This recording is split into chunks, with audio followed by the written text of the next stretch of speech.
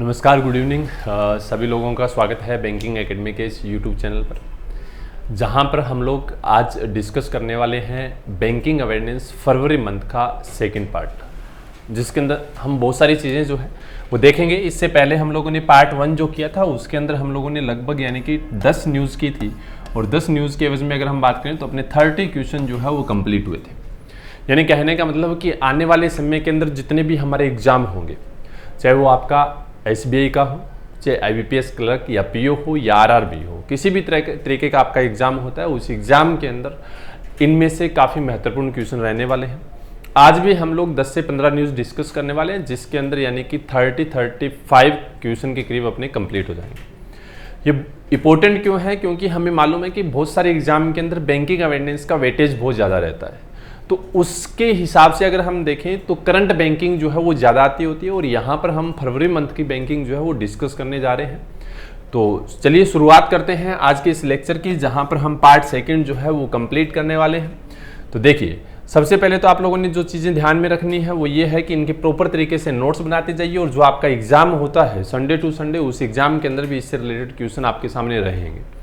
चलिए देखते हैं सबसे पहला कि RBI यानी कि 10 न्यूज़ डिस्कस कर चुके हैं। 11 नंबर न्यूज़ हमारे सामने है कि RBI emerged as the second largest buyer of gold among the world central banks 2021।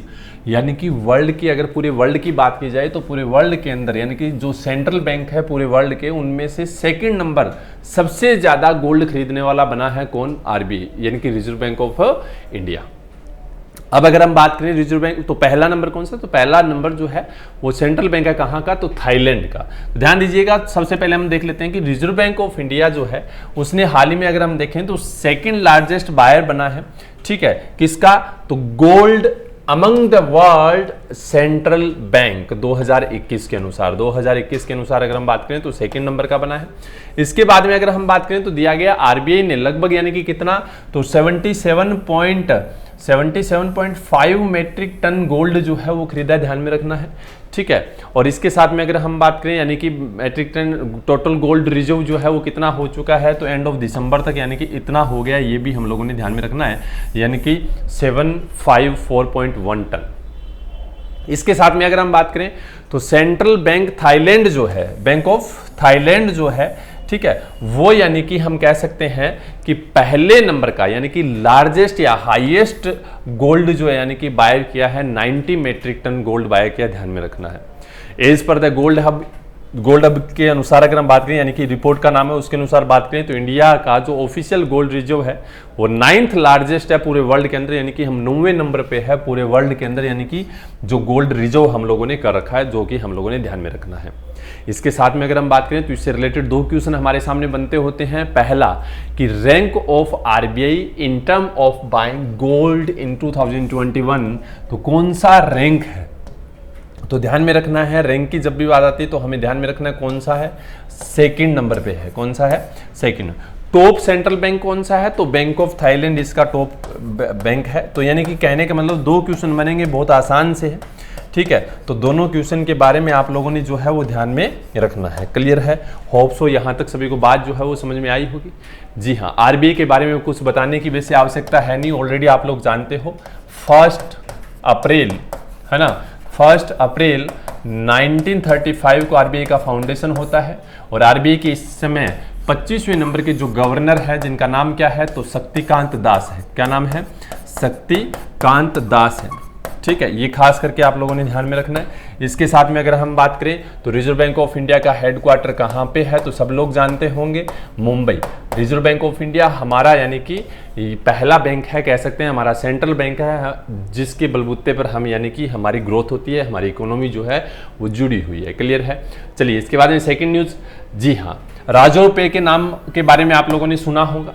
ठीक है, इसने हाल ही में यानी कि मलेशिया की एक स्टार्टअप है जिसका नाम है कल। क्या नाम है? कल। ये जो कंपनी है इसके अंदर यानी कि 19 मिलियन यानी कि क्या है डॉलर जो है वो इसने यानी कि अपने डाल दिए हैं। तो ध्यान देना है, ये राजो पे कहाँ की है? तो ये इंडिया की कंपनी है, बेंगलुरु बेस्ड। ठीक है, जिसने एक्वायर्ड यानी कि मेजोरिटी स्टॉक जो है वो ले लिया मलेशिया की एक कंपनी के अंदर जिसका नाम है कल। ठीक है। इसके साथ में अगर हम बात करें तो 19 मिलियन जो है, मोर देन 19 मिलियन से ज़्यादा हिस्सा इसका हो चुका है। अगर हम देखें तो इससे पहले भी इसने यानी कि क्या है कि बहुत सारी राज्यों पे ने बहुत सारी कंपनी है, जैसा दिया गया है कि टेरा फिनलेब्स थी 2021 के अंदर, इसके अंदर भी अपना हिस्सा डाला था। ठीक है, ऑफ फिन के अंदर भी हिस्सा डाला था और थर्ड वॉच जो है इसके अंदर भी अपना हिस्सा डाला था। तो ये भी हम लोगों ने ध्यान में रखना है। क्लियर है। इसके साथ में अगर हम लोगों से क्वेश्चन इस पे रिलेटेड मोस्टली यही क्वेश्चन पूछे जा सकते हैं, जैसा कि हमारे सामने पहले राज्य रुपये के बारे में दिया गया है। ठीक, क्या कि फाउंडेशन 2013 के अंदर हुआ था। फाउंडर इसके हैं शशांक कुमार और हेडक्वार्टर बेंगलुरु के अंदर है और एमडी व सीईओ का नाम है हर्षिल माथुर, जो कि हम लोगों ने ध्यान में रखना है। 3 क्वेश्चन बनते हैं कि which firm has acquired the majority stake in capital, तो कौन, तो राज्य रुपये। ठीक है, ये याद रखना है। ठीक है, क्लियर है। इसके साथ में पूछा जा सकता है वो इज द सीईओ ऑफ राज्य रुपये, तो दिया गया है आपके सामने अभी था हर्षिल माथुर, तो याद रखना है इनका नाम हम लोगों को। ठीक है, क्या नाम है, हर्षिल माथुर जो है वो इनका नाम है, जो हमें मालूम होना चाहिए। ठीक है, इसके साथ में where is the headquarter of राज्य रुपये का कहाँ है, तो मैंने आपको बता दिया है बेंगलुरु बेस्ड ये कंपनी है। ठीक है, 2013 के अंदर ये स्टार्ट हुई थी, ये भी हम लोगों ने ध्यान रखना है। क्लियर है। होप सो यहाँ तक सभी को जो बात है अच्छी तरीके से समझ में आई होगी, जो कि हमें ध्यान रखना है। ठीक है, इसके बाद चलते हैं थर्ड क्वेश्चन पर आज का, यानी कि 13th number. SEBI security exchange board of India, उसने हाल ही में डायरेक्ट यानी कि AMC to set up a audit committee with minimum 3 directors, यानी कि अगर हम बात करें तो एसेट मैनेजमेंट कंपनी जो होती है उनके लिए एक ऑडिट कमेटी जो है स्थापित की है, जिसके अंदर 3 डायरेक्टर्स इन लोगों ने रखे हैं, जो कि हम लोगों ने ध्यान में रखना है। Securities and exchange board of India has directed the mutual fund industry to set up a audit committee, एक ऑडिट कमेटी बिठाई है, जिसका किसके लिए, तो at the asset management company level के ऊपर। द ऑडिट कंपनी कमेटी जो है will require a minimum of 3 directors and the list 2/3 of them shall be independent director जो है वो होने चाहिए ऑफ द AMC, ये भी हम लोगों ने ध्यान में रखना है। ठीक है, इसके साथ में अगर हम बात करें तो इसके ऊपर 2 क्वेश्चन बनेंगे। पहला, how many minimum director are required audit committee, तो ऑलरेडी हम पढ़ चुके हैं। सेबी जो है, ठीक है, यानी कि म्यूचुअल फंड रेगुलेशन 1996 एक्ट के तहत अगर हम देखें तो mutual fund must be 3 tired structure consisting है, जैसे ए स्पॉन्सर, ए ट्रस्टी और एन एसेट मैनेजमेंट कंपनी के तौर पे ये काम करता है। तो ये तीनों भी आप लोगों ने ध्यान में रखना है। क्लियर है। होप सो यहाँ तक सभी को बात जो है वो समझ में आई होगी। Security exchange board of India की बात करें तो सन 1992 के अंदर फाउंडेशन हुआ था। ठीक है, हेडक्वार्टर इसका मुंबई में है। इस समय सीईओ इसके कौन है, तो मधाबीपुरी बच है और MD Ashwini Bhatia.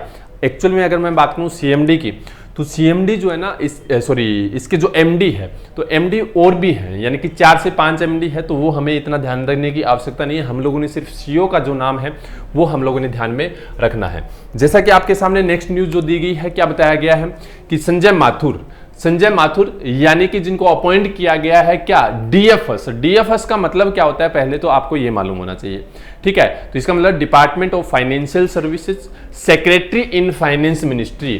Finance ministry की जब भी बात आती है तो आपको मालूम होना चाहिए हमारे फाइनेंस मिनिस्टर कौन है, तो फाइनेंस मिनिस्टर का नाम है निर्मला सीतारमण। जी हाँ, संजय मल्होत्रा जो है उनको अपॉइंट किया गया है secretary of the department of financial service in the ministry of finance के अंदर। ठीक है, ये कौन से बेच के थे ये हमें आवश्यकता नहीं है पढ़ने की, ना हमें जरूरत है, लेकिन ये किसकी जगह आ रहे हैं वो हमें मालूम होना चाहिए।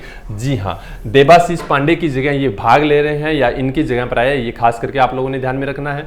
वो is the secretary in the department of financial services, तो याद रखना है कौन है, जो अभी हम लोग पढ़ के आए हैं, जिनका नाम क्या दिया गया है, संजय मल्होत्रा। ये हमें मालूम होना चाहिए। ये संजय मल्होत्रा साहब है जो आपके सामने फोटो के अंदर दिखाई दे रहे हैं, ये खास करके मालूम होना चाहिए। चलिए नेक्स्ट न्यूज की तरफ बढ़ते हैं।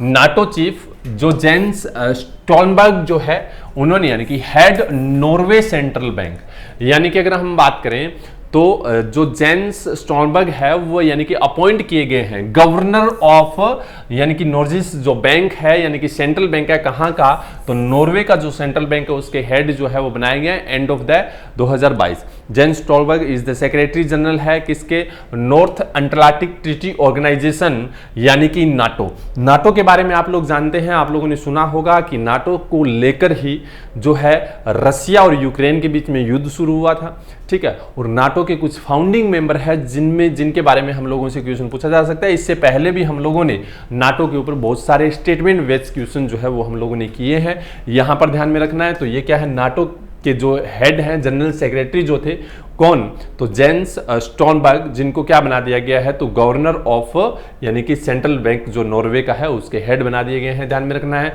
Gents Stoltenberg will the appointed is the governor of which central bank, तो नॉर्वे, ये खास करके ध्यान में रखना है। What is the name of the central bank of Norway, Norway का सेंट्रल बैंक जो है उसका नाम क्या है, तो ये दिया गया था, क्या दिया गया था, नॉर्जिस बैंक, क्या दिया गया था, नॉर्जिस बैंक, ठीक है। उसके साथ में अगर हम बात करें तो वो is the secretary general of NATO, तो कौन है, जेंस स्टोलबर्ग, ये भी हम लोगों ने ध्यान में रखना है। क्लियर है। नाटो के बारे में बात करें तो दिया गया है, ठीक है। नाटो के 12 फाउंडिंग मेंबर है, Belgium, Canada, Denmark, France, Ireland, Italy, Luxembourg, Netherland, Norway, Portugal, the UK and the US. और रसिया जो है ना, या कह सकते हैं यूक्रेन जो है वो इसके अंदर शामिल होना चाहता है, जिसकी वजह से जो है हमारे ये जो दोनों के बीच में युद्ध जो है वो चल रहा है। चलिए नेक्स्ट न्यूज़ की तरफ बढ़ते हैं। दिया गया है आरबीआई। आरबीआई जो है यानी कि रिजर्व बैंक ऑफ इंडिया जो है उसने हाल ही में जो, देखिए ये हम फेब मंथ की यानी कि क्या पढ़ रहे हैं, फेब मंथ का हम लोग क्या पढ़ रहे हैं, बैंकिंग अवेयरनेस पढ़ रहे हैं, तो उसी के हिसाब से हम लोगों ने रेट्स देखनी है। रेपो रेट अनचेंज की है 4%, ठीक है। जीडीपी ग्रोथ जो है वो 2022-23 की 7.8% उस समय बताई थी।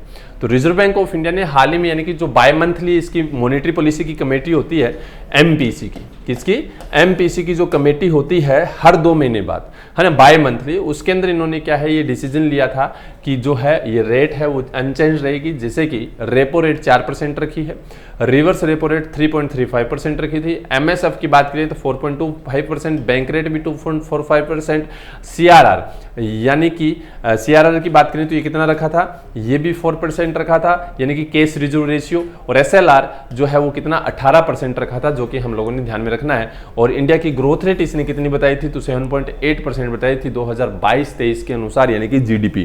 क्लियर है यहाँ तक, होप सो यहाँ तक सभी को बात जो है वो समझ में आई होगी। चलिए आगे की तरफ बढ़ते हैं। तो रिमेंबर ऑल द रेट्स हमें ध्यान रखनी है, स्ट्रेंथ ऑफ आरबीआई, ठीक है। इसके साथ जीडीपी प्रोजेक्शन ऑफ 2022 जो है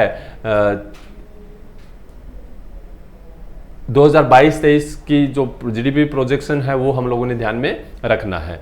चलिए उसके बाद में अगर हम बात करें तो RBI reopen voluntary retention route यानी कि VRR with investment limit of 250 crore यानी कि 2,50,000 करोड़।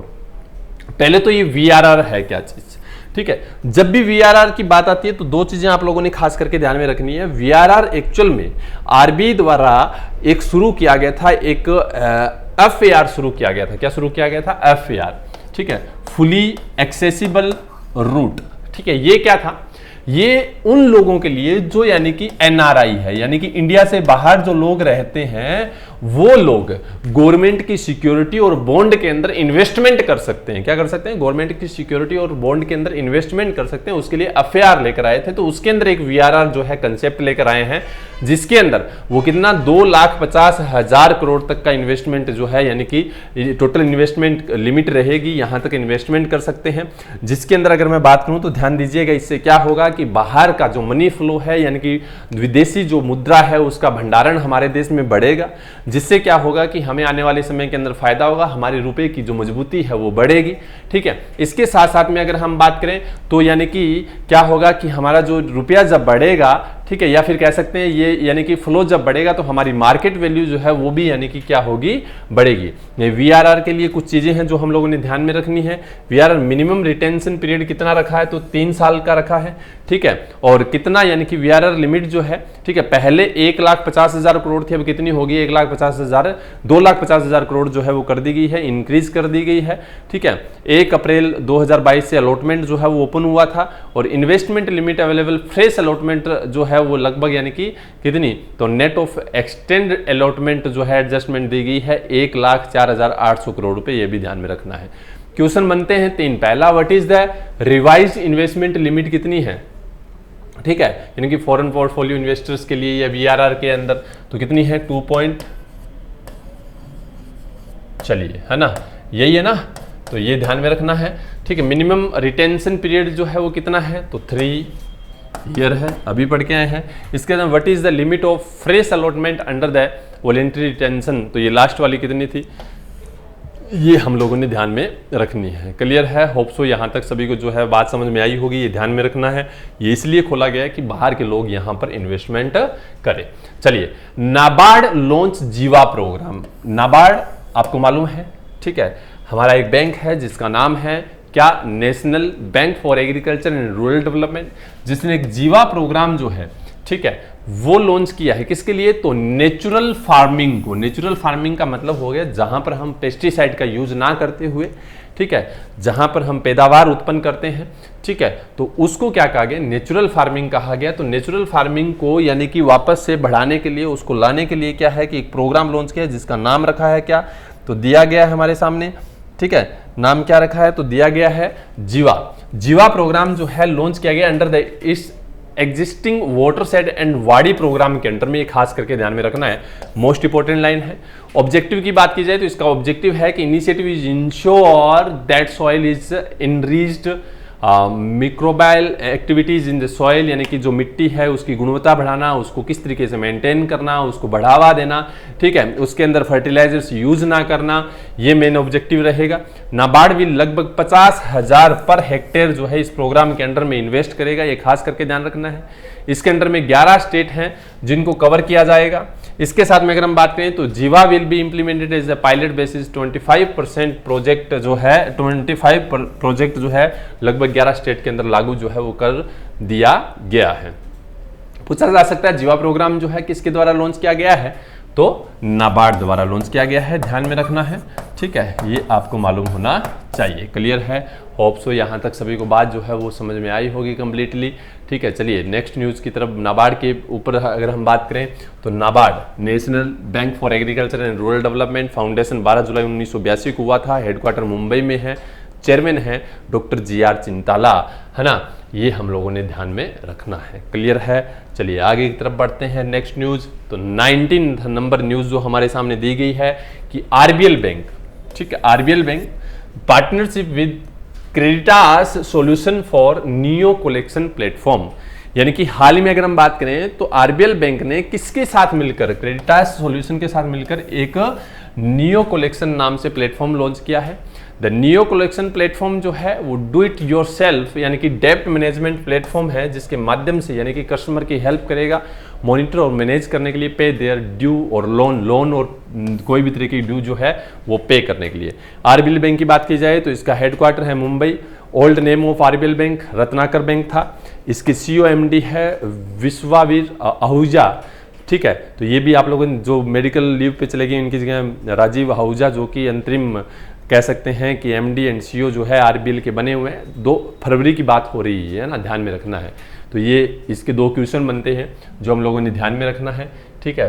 पहला क्या है, इन अगस्त 2021 Kotak Mahindra bank had also partner with credit solution for the launch the neo collection platform. Launch करने के लिए इससे पहले भी किसने किया था, कोटक महिंद्रा बैंक ने, ध्यान में रखना है। दूसरा है कि which bank has partner with Credita solution for neo collection platform, तो दोनों बैंक आ सकते हैं, कोटक भी आ सकता है और दूसरा कौन सा है, तो दूसरा यानी कि हमारे सामने RBL बैंक है, ठीक है। RBL बैंक के बारे में दिया गया है, फाउंडेशन हुआ था 1943 के अंदर, फाउंडर दिए गए हैं, जरूरत नहीं है, हेडक्वार्टर मुंबई में है, MD and CEO Rajiv Ahuja है और टैगलाइन है अपनों का बैंक, ध्यान में रखना है। चलिए, तो आज की ये लास्ट न्यूज़ हमारे सामने रहेगी ठीक है। तो ये पार्ट सेकंड जो है वो कंप्लीट हो जाएगा, इसके बाद में पार्ट थर्ड आएगा, फिर पार्ट 4 आएगा जो 4 में यानी कि कंप्लीट हो जाएगी। SEBI reconstituted its 8 member advisory committee जो है वो बनाई है, किसके लिए? उन investor protection and education fund head बनाए हैं जी महालिंगम को। ध्यान दीजिएगा कि सेबी द्वारा एक कमेटी गठित की गई है, किसके लिए? तो ये की गई investor protection and education fund के लिए, जिसके हेड बनाए हैं जी महालिंगम। 8 मेंबर कमेटी है, ठीक है। हम कह सकते हैं कि IPEF की फुल फॉर्म पूछी जा सकती है, तो investor protection and education fund, जिसके हेड कौन बने हैं? तो जी महालिंगम, जो कि फॉर्मर होल टाइम मेंबर थे किसके? सेबी के। New chair of the 8 member committee के इनके चेयरमैन बनाए गए। टोटल कमेटी के मेंबर पूछे जा सकते हैं। IIM अहमदाबाद के जो यानी कि हेड हैं, हेडेड बाय, ये इससे पहले कौन हेड कर रहा था? तो इब्राहिम कोशी जो है वो इसको हेड कर रहे थे, ठीक है। लेकिन अभी किसको बना दिया गया है? तो जी महालिंगम को बना दिया, ध्यान में रखोगे, क्लियर है। तो ये अपने सामने 2 क्वेश्चन दिए गए हैं, ठीक है। इसके रिकंस्ट्रक्शन एडवाइजरी कमेटी जो है उसके हेड पूछा जा सकता है, हाउ मेनी मेंबर, तो इसके टोटल मेंबर पूछे जा सकते हैं, कितने हैं? 8। तो ये 2 क्वेश्चन इसके ऊपर बनते हैं जो कि हम लोगों ने ध्यान में रखने हैं। होप सो यहाँ तक सभी को बात जो है वो समझ में आई होगी। मैं आपको बता देता हूँ कि टोटल हम लोगों ने 20 न्यूज़ इससे रिलेटेड कंप्लीट कर लिया। अगर किसी ने पार्ट 1 नहीं देखा है तो पहले पार्ट 1 भी देख लीजिएगा, क्योंकि उसके अंदर भी बैंकिंग के बहुत सारे क्वेश्चन हम लोगों ने किए हैं। 10 न्यूज़ पढ़ी थी, 10 न्यूज़ से रिलेटेड अगर हम बात करें तो लगभग 30 क्वेश्चन जो है वो कंप्लीट हुए थे। अभी भी हम लोगों ने 10 न्यूज़ कंप्लीट किए सेकंड पार्ट के अंदर, ठीक है। तो इसके अंदर भी लगभग 25 से लेकर 30 क्वेश्चन जो बनते हैं तो वो हम लोगों को मालूम होने चाहिए, और किसी भी एग्जाम के अंदर ये चीज़ें जो है वो पूछी जा सकती है और बहुत ज़्यादा महत्वपूर्ण है, ठीक है। चलिए, अगर आप लोग इस चैनल पे नए हों, अगर सब्सक्राइब नहीं किया तो सब्सक्राइब कर लीजिएगा, शेयर कर दीजिएगा, और आने वाले समय के अंदर जो भी आपका एग्जाम होगा उनके अंदर ये महत्वपूर्ण जो चीज़ें जो रहने वाली है वो भी आप लोगों ने खास करके ध्यान में रखना है। चलिए, इसी के साथ ये लेक्चर अपना समाप्त करते हैं। Thank you so much, bye bye, take care.